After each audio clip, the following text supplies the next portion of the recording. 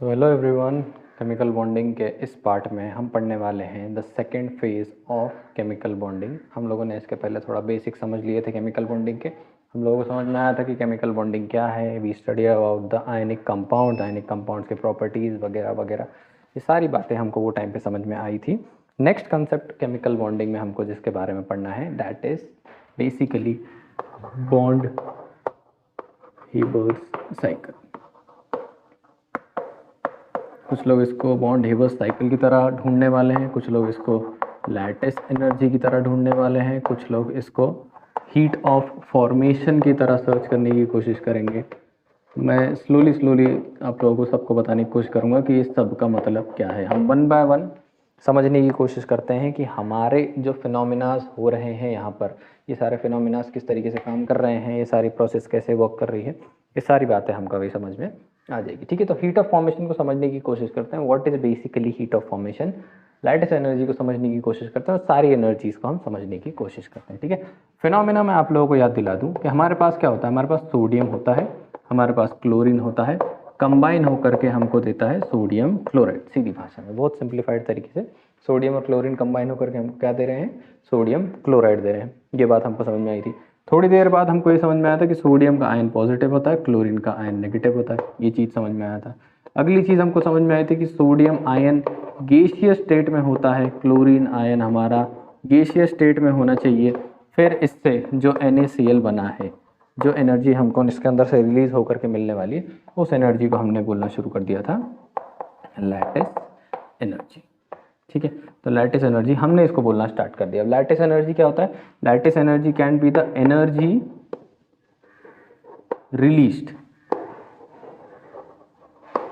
Released by 1 mole of during the formation of 1 mole of NaCl by gaseous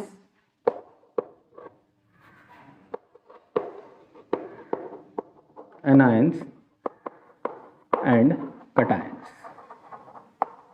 ठीक है, अब इसका मतलब क्या है? Energy release by 1 mole of in formation of 1 mole of NaCl by gaseous Na plus and Cl minus anions या cations बोलना। मैं इसको क्या कर देता हूँ, स्टार्ट कर देता हूँ। ये जनरली क्या है हमारी लैटिस एनर्जी। तो मैं वन बाय वन आप लोगों को एक्सप्लेन करने की कोशिश करता हूँ। लैटिस एनर्जी क्या है कि अभी जनरली क्या होगा कि मेरा सोडियम गैसियस फॉर्म में, सोडियम आयन गैसियस फॉर्म में, क्लोरीन आयन भी गैसियस फॉर्म में कंबाइन होकर के जो NaCl देंगे, और 1 मोल ये NaCl बनने के लिए जो एनर्जी लगती है उसको मैं बोलना स्टार्ट कर देता हूँ लैटिस एनर्जी। इसको मैं क्या बोलना स्टार्ट कर देता हूँ, लैटिस एनर्जी बोलना स्टार्ट कर देता हूँ। सेकेंड जिस एनर्जी के बारे में हमको पढ़ना है या जिस हीट के बारे में पढ़ना है उसको हम बोलते हैं हीट ऑफ फॉर्मेशन। ठीक है, इसको हीट ऑफ फॉर्मेशन बोला जाएगा, ΔHF लिखा जाएगा। ठीक है, अब हीट ऑफ फॉर्मेशन और लैटिस एनर्जी में जनरली फ़र्क क्या? एक्चुअली में हमारा सोडियम जो था वो सॉलिड स्टेट में होता है। ये बात हमको समझ में आई। ऑब्वियस है, सोडियम के स्टेट में होता है नेचुरली। गैसियस स्टेट में देखा तुम लोगों ने उसको, सोडियम की गैस है। ठीक है, सोडियम कैसे होता है, नेचुरल स्टेट में, प्लस Cl2 डायटोमिक स्टेट में होता है, ये गैसियस स्टेट में है। ठीक है, ये दोनों कंबाइन होकर के एक्चुअली में क्या देते हैं मुझको, डेल्टा NaCl बनाते हैं। हमको क्या पता है, हमको ये सब थोड़ी मालूम है कि गैस बन रही है, क्लोरीन की गैस बन रही है, ये सब हमको नहीं पता। हमको पता है सोडियम किस फॉर्म में होता है, सॉलिड स्टेट में। क्लोरीन के स्टेट के अंदर है, सॉलिड स्टेट में। बैलेंस करने के लिए मैं यहाँ पे हाफ लगाऊंगा या फिर यहाँ पे 2 लगाऊंगा, पर 2 नहीं लगा सकता। उसका रीज़न क्या है कि मुझको किसके साथ डील करना है। मैं बार बार क्या बोलने की कोशिश कर रहा हूँ, 1 मोल बोलने की कोशिश कर रहा हूँ, 1 मोल। तो मैं NaCl के सामने 1 ही लिखूंगा यहाँ पे, तो यहाँ 1 लिखने के लिए मुझको इसको हाफ करना पड़ेगा, वरना मैं यहाँ पे 2Na प्लस Cl2 लिख देता, 2NaCl। अब 1, अब यहाँ पे क्या हो जा रहा है जनरली, फिर से एनर्जी रिलीज किया, इसको भी मैं डिफाइन करने की कोशिश करूंगा, एनर्जी रिलीज्ड। ठीक है, इन formation of 1 mole NaCl when Na and Cl are in stable state या फिर नेचुरल फॉर्म भी लिखा रहेगा कहीं ना कहीं। तो सीधी भाषा में मैं बताने की कोशिश कर रहा हूँ, लैटिस एनर्जी वो एनर्जी है जब मेरा सोडियम भी गैसियस फॉर्म में हो, मेरा क्लोरीन भी गैसियस फॉर्म में हो, और दोनों कंबाइन करके NaCl बनाए, और जो एनर्जी रिलीज हुई उसको मैं लैटिस एनर्जी बोलने वाला हूँ।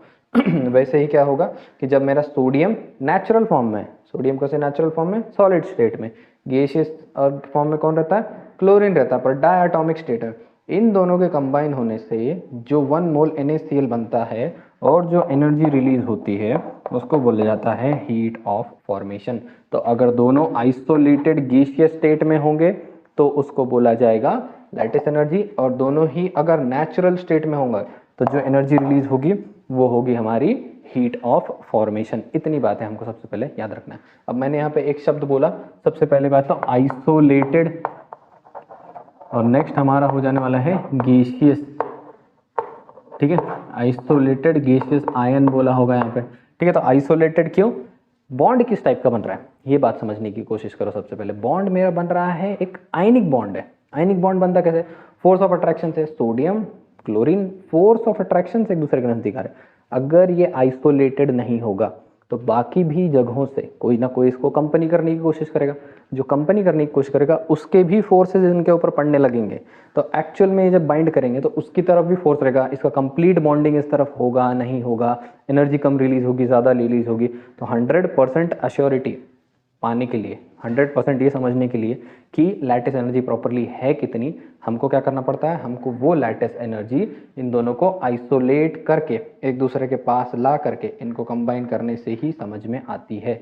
जैसे मैं तुमको कितने ज़ोर से पुल कर सकता हूँ ये इस पर डिपेंड करेगा कि मुझको तो किसी ने पुश नहीं किया हुआ है, समझना इस बात को। मैं तुमको पुल करने की कोशिश कर रहा हूँ अपनी तरफ, अगर मुझको कोई पीछे से पुश कर रहा है तो मैं तुमको नहीं खींच पाऊंगा, ठीक है। तो अगर दूसरे चीज़ों का मेरे ऊपर इफेक्ट होगा, दूसरे चार्जेस का अगर सोडियम के ऊपर इफेक्ट होगा तो बॉन्ड बनने में कुछ ना कुछ गड़बड़ होगी, कुछ ना कुछ एनर्जी कम ज़्यादा होने वाली है, ठीक है। इसीलिए मैंने क्या बोला है, उसको आइसोलेटेड बोला हुआ है। पर इतनी सारी बातों का मतलब क्या है, इन सब का यूज़ क्या है, बॉन्ड हेबर साइकिल से इसका क्या लेना देना है।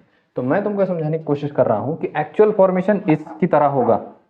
एक्चुअली में NaCl गैसियस फॉर्म में आकर ही अटैच होंगे, लेकिन मुझको तो सॉलिड और क्लोरीन डायटोमिक स्टेट में होते दिखाई दे रहा है ना। तो कहीं ना कहीं मुझको लगता है कि सोडियम को इस स्टेट में आना चाहिए, क्लोरीन को भी इस स्टेट में आना चाहिए, तब जाके ये फॉर्मेशन होगा और मैं लैटिस एनर्जी निकाल पाऊंगा। क्योंकि नेचुरली तो मैं हीट ऑफ फॉर्मेशन निकाल सकता हूँ, पर लैटिस एनर्जी में डायरेक्टली निकाल ही नहीं सकता। डायरेक्टली निकाल पाना मेरे लिए बहुत मुश्किल है। मुझको कब सोडियम गैस मिलेगा तो मुझको कब क्लोरीन मोनोएटॉमिक स्टेट में मिलेगा, तो कब मैं निकालूंगा, कैसे होगा ये। मेरे पास तो सोडियम ये हाथ में किसी ने रख दिया, ये लो सोडियम, ये लो क्लोरीन, मिलाओ इन दोनों की हीट में कैलोरी मीटर लगा के चलो माप लेता हूँ 2 मिनट के लिए, ऐसे इमेजिन करता हूँ, ठीक है। लेकिन यहाँ पे समझने की कोशिश करो, ये स्टेट हमको कभी मिलने नहीं वाली। इसका मतलब है कि मुझको सोडियम को इस स्टेट में लाना पड़ेगा।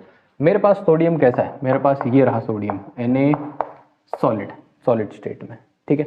सॉलिड स्टेट में नहीं चाहिए, सॉलिड स्टेट से सबसे पहले इसको किस में लाना पड़ेगा, गैसियस स्टेट में लाना पड़ेगा। मैं इसको गैस में बनाऊंगा। आयन जो होता है ना हमारा, इलेक्ट्रॉन सॉलिड स्टेट से नहीं निकलता बाहर, गैसियस स्टेट से निकलता है, ठीक है। तो इसके लिए मुझको क्या करना पड़ेगा, इसको कुछ एनर्जी देनी पड़ेगी। ये एनर्जी को हम बोलते हैं sublimation energy, energy of sublimation, या फिर सब्लिमेशन एंथैल्पी बोला जाता है। इसको मैं शॉर्ट फॉर्म दे देता हूँ SE थोड़ी देर के लिए सबसे पहले, ठीक है। सेकेंड स्टेप में मैं क्या करने वाला हूँ, ध्यान देना कि Na मेरा गैसियस स्टेट में आ चुका है। मैं क्या करूँगा, अब इससे एक इलेक्ट्रॉन निकलवा लूँगा, तो ये बन जाने वाला है Na प्लस एक इलेक्ट्रॉन इसके अंदर से निकल आया, ठीक है। Na प्लस और एक इलेक्ट्रॉन इसमें से मैंने क्या करवा लिया है, रिलीज करवा लिया है। जो इलेक्ट्रॉन मैंने रिलीज करवाया तो इसको मैंने कोई ना कोई एनर्जी दी थी, अगर आप लोगों को याद होगा तो उस एनर्जी का क्या नाम था, आयोनाइजेशन एंथैल्पी। इस एनर्जी का नाम था आयोनाइजेशन एंथैल्पी। अब मेरा Na गैसियस फॉर्म में भी आ गया है और सॉलिड स्टेट में भी आ गया है। देखो परफेक्ट, इधर से बराबर इधर आ गया।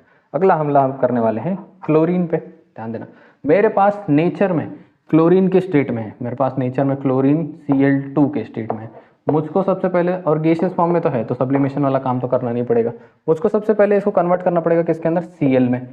तो इसके लिए मुझको क्या करना पड़ेगा कि Cl एक्चुअली में क्लोरीन और क्लोरीन है, इन दोनों के बॉन्ड को तोड़ना पड़ेगा, तब जाके Cl अलग और Cl अलग होने वाला। तो बॉन्ड तोड़ने वाला हूँ, इस वजह से यहाँ पे जो एनर्जी लगाऊंगा उसको मैं बोलने वाला हूँ बॉन्ड डिसोसिएशन एंथैल्पी या फिर एनर्जी। बॉन्ड डिसोसिएशन एनर्जी बोलना स्टार्ट कर देता हूँ। मेरा Cl किस फॉर्म में आ गया, फटाक से गैसियस फॉर्म में आ गया।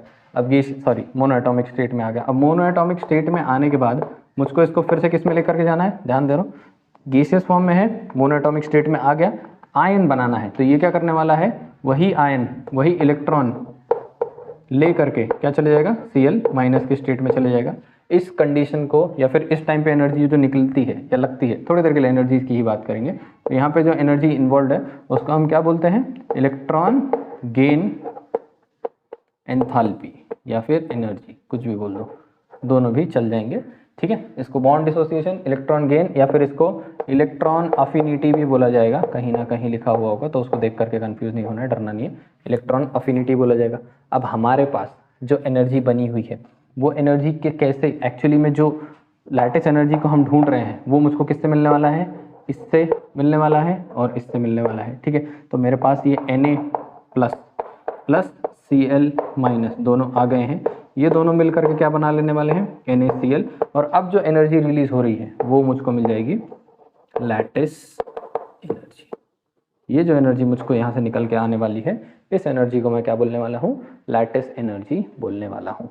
छोटी सी कंडीशन, लेकिन यहाँ पे एक बात तुम लोगों को समझना पड़ेगा कि अब ये तो लेकिन कैलकुलेट करोगे कैसे, इसको कैलकुलेट करना तो पहाड़ है, इसको तुम प्रैक्टिकली कैलकुलेट कर सकते हो, लेकिन ये कैलकुलेट कर पाना तुम्हारे लिए मुश्किल है। तुम क्या करो कि तुम सारा ऑपरेशन करना शुरू करो, तुम Na ले आओ, तुम Cl ले आओ, दोनों को मिक्स करो, ठीक है। अब इसके अंदर से कुछ ना कुछ एनर्जी रिलीज हुई है, कुछ ना कुछ एनर्जी अंदर लगी हुई है, कैसे लगती है वो मैं समझाने की कोशिश करूँगा। तो यहाँ पे क्या होता है कि जनरली समझने की कोशिश करो कि हीट ऑफ फॉर्मेशन वो एनर्जी है जो ये क्या करता है, फॉर्मेशन के दौरान रिलीज करता है। लैटिस एनर्जी वो एनर्जी है जो फॉर्मेशन के दौरान क्या करता है, रिलीज करता है। अब सिर्फ हमको चेक करना है कि कौन सी एनर्जी हम सिस्टम को देते हैं और कौन सी एनर्जी सिस्टम के अगेंस्ट में हमको मिलती है। जैसा सब्लिमेशन एनर्जी, सॉलिड स्टेट में था, गैसियस स्टेट में लाने के लिए मुझको एनर्जी देनी पड़ी, इसके लिए इस एनर्जी को मैं कैसा कंसिडर करता हूँ, पॉजिटिव कंसिडर करता हूँ। Na अपना इलेक्ट्रॉन तोड़वा रहा हूँ, इलेक्ट्रॉन निकलवा रहा हूँ इससे, मुझको इसको एनर्जी देनी पड़ रही है, इस वजह से मैं इसको भी क्या अज्यूम करने वाला हूँ, पॉजिटिव।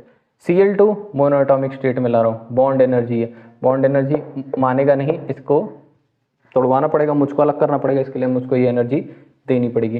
क्लोरीन इलेक्ट्रॉन ले रहा है और खुद एनर्जी रिलीज करना क्या कर देगा, स्टार्ट कर देगा, तो ये एनर्जी कैसी हो जाने वाली, उल्टा, ये सब ऐड हुई तो ये नेगेटिव। लैटिस एनर्जी भी वो एनर्जी है जो रिलीज होने वाली है इसके अंदर से, तो वो भी एनर्जी क्या हो गई, निकल गई है इसके अंदर से। अब खुद ही सोचने की कोशिश करो, हीट ऑफ फॉर्मेशन वो एनर्जी थी जो इसके अंदर से रिलीज हुई थी, ऑब्वियस है। अब एक एनर्जी उसमें ऐड हुई, समझो मैंने सोडियम लिया, मैंने क्लोरीन लिया, मैंने दोनों को जोड़ा, अब इसके अंदर क्या हुई है, हीट बनी है, 100 हीट बनी है, 100 kilo joule. 100 kilo joule heat के अंदर से थोड़ी एनर्जी लग गई सब्लिमेट होने में, उसको सॉलिड स्टेट में था, केस में 100 में से 10 कम हो गया, फिर थोड़ी एनर्जी लगी आयोनाइज होने के लिए और 10-20 कम हो गया, थोड़ी एनर्जी लग गई इसका बॉन्ड डिसोसिएट होने में और रिलीज हो गया, थोड़ी एनर्जी उसमें से मिली वापस रिकवर करने के लिए, तो वो एनर्जी 30 और बढ़ गई समझो इलेक्ट्रॉन गेन से, और थोड़ी और एनर्जी मिली लैटिस एनर्जी, तो 100 हो गया 100 के बराबर, ठीक है। तो यहाँ पे मुझको समझ में आता है कि heat of formation delta HF basically इन सबका एडिशन है, addition of sublimation energy plus addition of ionisation energy plus मुझको समझ में आता है बॉन्ड डिसोसिएशन एंथैल्पी या फिर डिसोसिएशन एनर्जी लिख देता हूँ इसको थोड़ी देर के लिए, माइनस इलेक्ट्रॉन गेन, इसको कहीं ना कहीं ऐसा डेल्टा EG लिखा होगा, डेल्टा H ऑफ EG लिखा हुआ रहेगा, माइनस लैटिस एनर्जी, ठीक है। ये बात समझ में। बॉन्ड डिसोसिएशन एनर्जी के साथ एक छोटा सा प्रॉब्लम है, मुझको यहाँ पे डिवाइड बाय 2 लिखना पड़ेगा, क्यों, क्योंकि यहाँ पे देखो कि ये सब 1 मोल पे चल रहा है और Cl2 अचानक से क्या है, आधा ही मोल है, ठीक है, half mole of Cl2, half होने की वजह से मुझको बॉन्ड डिसोसिएशन एनर्जी भी क्या होने वाली है, हाफ हो जाने वाली। तो हीट ऑफ फॉर्मेशन का हेल्प यूज़ करके ये वो हीट है जो मुझको पता चल जाएगी कैसे, ऑब्जर्व करके, ठीक है। अब ये हीट तुमको दी हुई होगी, ये दी हुई होगी, ये दी हुई होगी, ये दी हुई होगी, और ये तुमको पता करने के लिए बोल देंगे, तो इतना सारा हीट तुमको क्या करा जाएगा, बताया जाएगा, और ये हीट तुमको फाइंड आउट करना रहेगा वो टाइम पे। इस तरीके से हम बॉन्ड हेबर साइकिल का इस्तेमाल करके लैटिस एनर्जी फाइंड आउट कर सकते हैं। लैटिस एनर्जी को सीधे सीधे नहीं फाइंड आउट किया जा सकता, मेजर नहीं किया जा सकता, क्योंकि बहुत अंदर का प्रोसेस है, ठीक है। थोड़ी हीट जब NaCl बनता है ना, मैं तुमको बताता हूँ, जब सोडियम क्लोराइड कंबाइन हो रहे हैं तो अंदर के कुछ प्रोसेसेस हीट एब्जॉर्ब कर रहे हैं और अंदर ही कुछ प्रोसेसेस हीट रिलीज कर रहे हैं, ठीक है। लेकिन टोटल हीट जो रिलीज हुई है that is basically a combination of अंदर कुछ एब्जॉर्ब हुआ और कुछ रिलीज हुआ, कुछ एब्जॉर्ब हुआ, कुछ रिलीज हुआ, और जो बाहर हमको कैलोरीमीटर पे दिख रहा है that is a sum of इन्हीं का सब एडिशन सब्ट्रैक्शन है। अंदर इसने हीट लिया, फिर इसने हीट दिया, फिर इसने हीट लिया, फिर इसने हीट दिया, टोटल निकल के कितना आया भाई, 100 निकल के आया बाहर। तो 100 is basically 70 - 20 plus 30 plus 20 plus 10 ऐसे होते होते लास्ट में मुझको कितना मिला 100। तो this 100 is equal to addition subtraction of all these energies inside. तो अंदर कौन से एनर्जीज है, अंदर हमारे पास सब्लिमेशन एनर्जी है, आयोनाइजेशन एंथैल्पी है, bond dissociation, electron gain, lattice energy. ये चीज़ मुझको यहाँ पे समझ में आई है। ठीक है, अब मैं तुमको एक खास बात बताने की कोशिश करता हूँ कि इसके साथ कभी कभी क्या होता है कि थोड़ा सा मैटर हो जाता है कॉम्प्लिकेट। कैसे कॉम्प्लिकेट हो जाता है देखना, बॉन्ड हेबर साइकिल में क्या हो जाता है कि सक्सेसिव आयोनाइजेशन एंथैल्पीज और सक्सेसिव इलेक्ट्रॉन गेन एनर्जीज लग जाते हैं काम पे। ठीक है, कोई एलिमेंट है, समझो 2 प्लस का चार्ज लगा हुआ है, कोई एलिमेंट है 2 माइनस का चार्ज लगा हुआ है, ये लोग आपस में क्या करने वाले हैं, कंबाइन करने वाले हैं। और ऑब्वियस है कि ये तुमको कैसे दिखाई देंगे, एक्स और वाई जैसे ही दिखाई देंगे। ठीक है, इस केस में भी क्या होगा, पहले तो मुझको सब्लिमेशन एनर्जी लगेगी। समझो ये सॉलिड स्टेट में है, ये भी किस स्टेट में है, गैसीय स्टेट में है। ठीक है, ये दोनों मिलकर क्या लगा रहे हैं, सॉलिड स्टेट लगा रहे हैं। हीट ऑफ फॉर्मेशन इस केस में क्या करने वाला है, पहली चीज को ध्यान से देखने की कोशिश करना। पहले तो सब्लिमेशन एनर्जी काम करेगी, सब्लिमेशन एनर्जी वैसे ही काम करेगी। समझो ये एक्स है, सॉलिड से जाएगा गैस में, तो मैंने सब्लिमेशन एनर्जी लगा दी।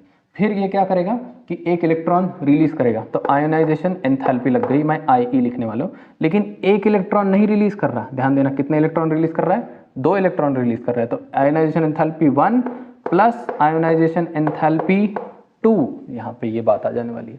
एक तो मैं उसको एनर्जी दूंगा थोड़ी सी, पहला इलेक्ट्रॉन रिलीज करने के लिए, फिर मैं उसको एनर्जी दूंगा दूसरा भी इलेक्ट्रॉन रिलीज करने के लिए, क्योंकि ये जो भी एलिमेंट है मेरा वो एक इलेक्ट्रॉन नहीं रिलीज कर रहा, कितने इलेक्ट्रॉन रिलीज कर रहा है, 2 इलेक्ट्रॉन रिलीज कर रहा है। ध्यान देना, बहुत इंपॉर्टेंट है।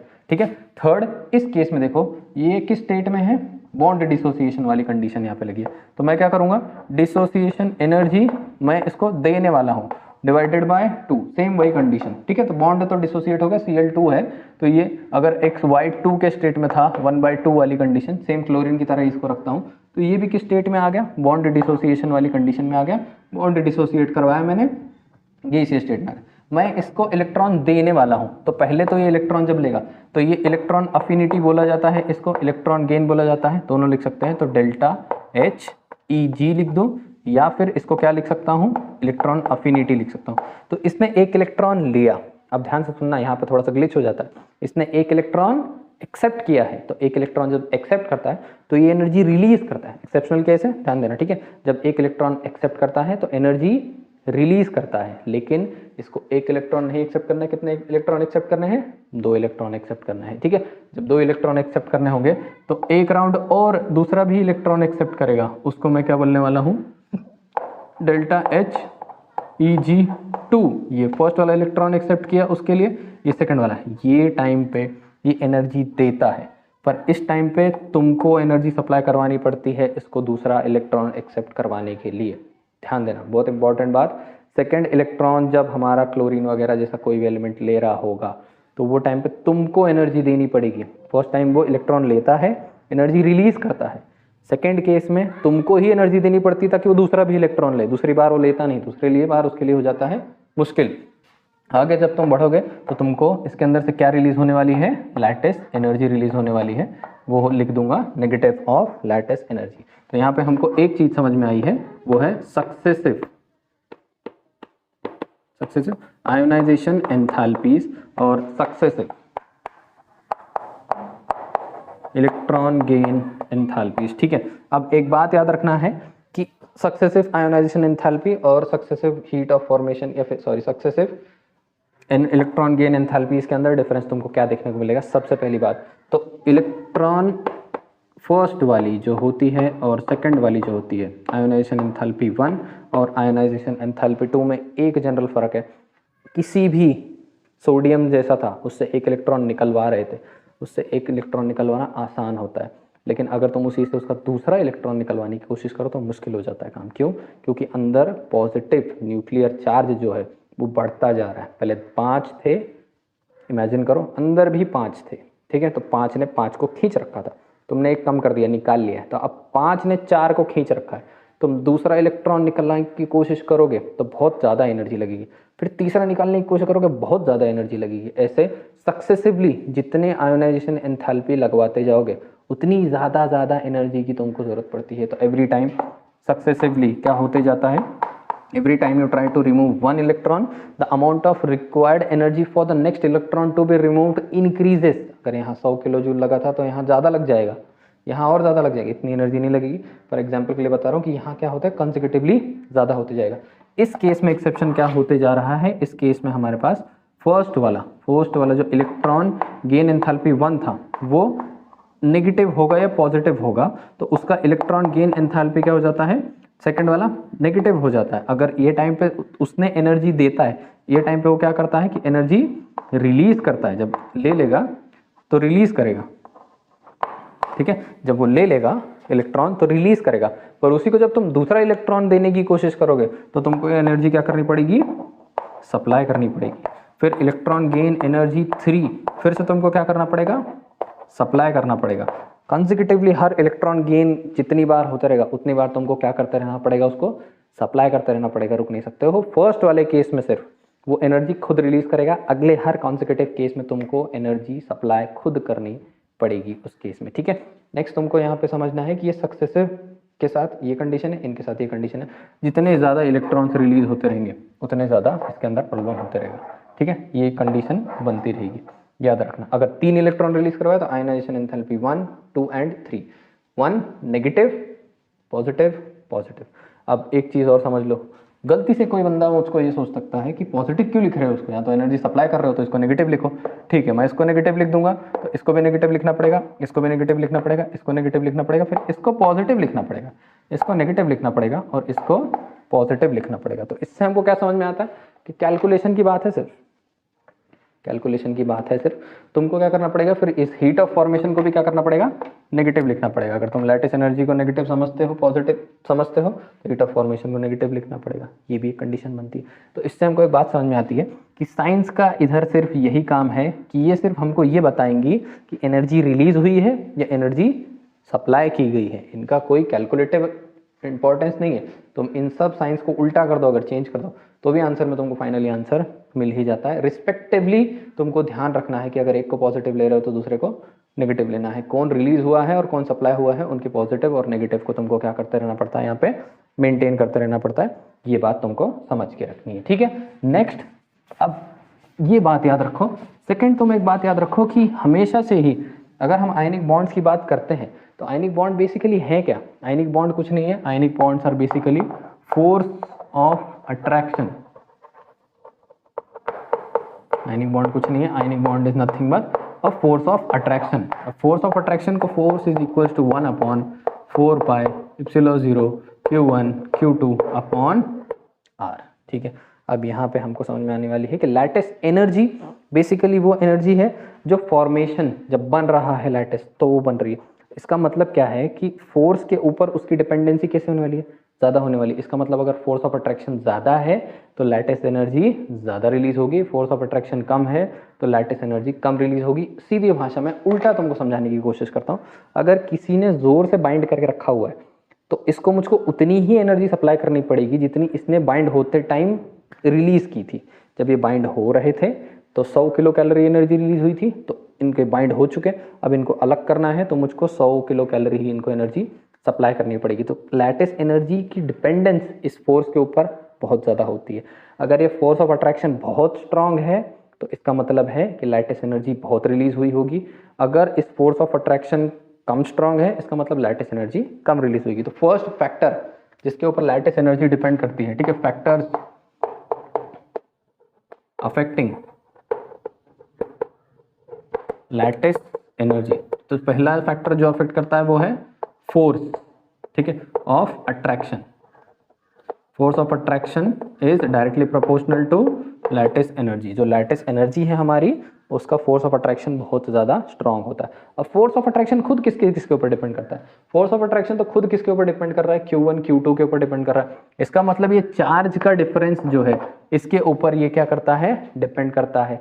अगर चार्ज का डिफरेंस यहाँ पे होगा, चार्ज के अंदर डिफरेंस होने वाला है तो इस वजह से क्या होगा, उसके ऊपर डिपेंड करेगा। तो सेकेंड चीज हमारी lattice energy is dependent upon the charge. अब इसके ऊपर किस तरीके से डिपेंडेंट होगी वो बात को हम समझेंगे कुछ समय में, थोड़ा कॉन्सेक्यूटिवली समझते समझते, पर फिलहाल फैक्टर्स के साथ हमको ये बात याद रखनी है कि हमारी लैटिस एनर्जी किस पर डिपेंड करती है। First it depends upon the force of attraction and second it depends upon the charge between, the charge difference between both of them. इस वजह से क्या होता है कि चार्ज, ये बात तो एक ही है, दो अलग अलग बातें नहीं है। ये एक ही बात है, ठीक है, ये बात कुछ अलग अलग नहीं है। यहाँ पे तुमको सिर्फ याद रखना है कि जब चार्जेस का डिफरेंस क्या करेगा, इन दोनों को जोर से बाइंड करवाएगा, इस वजह से ऑटोमेटिकली क्या बढ़ेगा, फोर्स बढ़ेगा। फोर्स अगर बढ़ गया तो उन दोनों का फोर्स तोड़ने के लिए ज़्यादा एनर्जी लगानी पड़ेगी, वो ज़्यादा एनर्जी है कौन सी, लैटिस एनर्जी, ठीक है। तो लैटिस एनर्जी को फॉर्म करने का, ढूंढने का ये एक सिंपल तरीका था। This was all about the बॉन्ड हेबर साइकिल।